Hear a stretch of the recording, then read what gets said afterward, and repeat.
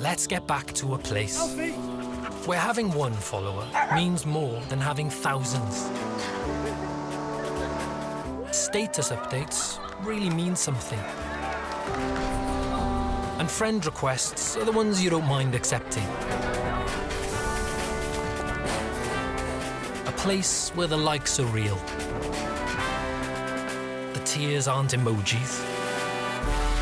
And chats actually happen in rooms.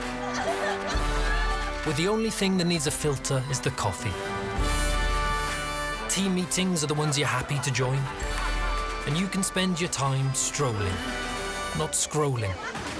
So whether it's by train, bus, bike, or on foot, let's get back to the real world with a real social network.